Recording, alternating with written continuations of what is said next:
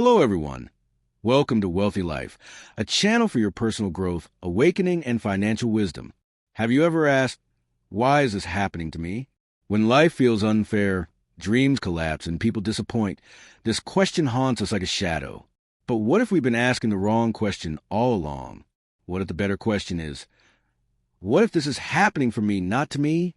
Why does it feel like life is against us? We all go through phases where nothing seems to go right. You lose a job you loved.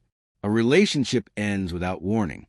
A project you poured your heart into fails miserably. Naturally, you think, this shouldn't be happening. But here's the uncomfortable truth: life doesn't care about your comfort. It cares about your growth. Think back. How many times did pain lead you to a breakthrough? How often did rejection redirect you to something better?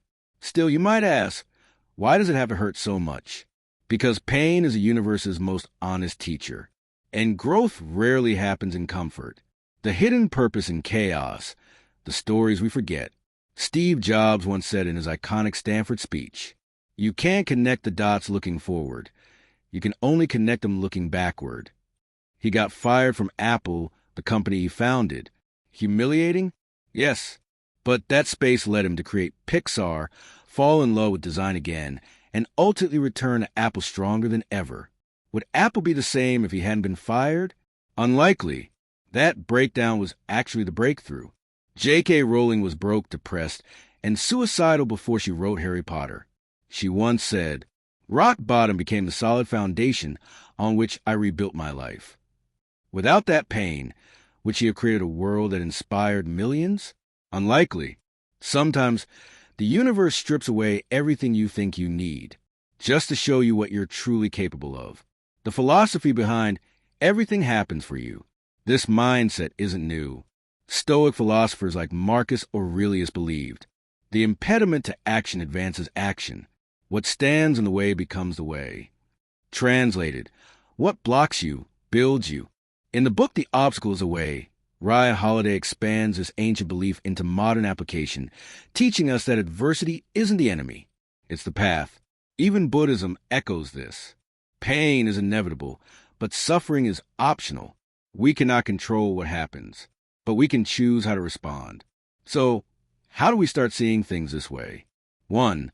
Pause before you judge the moment.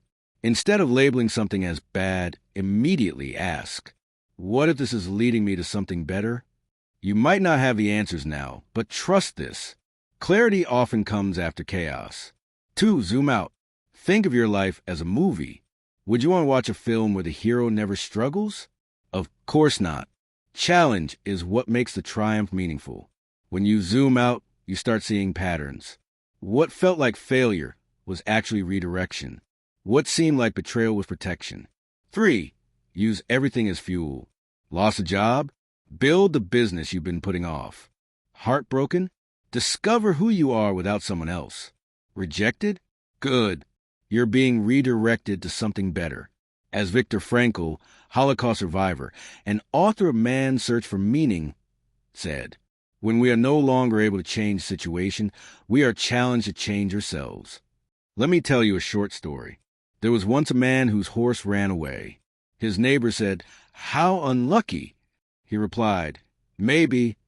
The next day, the horse returned with 5 wild horses. The neighbor said, "How lucky." He replied, "Maybe." His son tried riding one, fell and broke his leg. "Terrible luck," said the neighbors.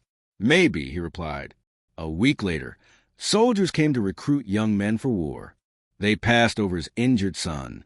Was it good luck, bad luck, or simply life unfolding? This ancient Taoist story reminds us we don't always know in the moment what something really means. Ask yourself, what if the pain you're avoiding is the portal to your next level? What if the delay is just divine preparation? What if this wrong turn is leading you exactly where you need to be? It doesn't mean you have to like it, but it means you can use it. Because the strongest people you admire, the ones you call wise, grounded, unshakable, they didn't avoid hardship. They transformed it. Here's a challenge for you. This week, when something frustrating happens, try the simple shift. Don't say, "Why is this happening to me?" Say, "How might this be happening for me?" It won't magically erase the pain, but it will give it purpose. And purpose turns wounds into wisdom. You are not a victim of your story. You are the author. Make it one worth remembering. If this hit you deep, don't keep it to yourself. Share this with someone who's going through something tough right now. They may need this reminder. Life isn't punishing you. It might just be preparing you. Hit subscribe if you're ready to turn your pain into power. Let's rewrite the way we see life together.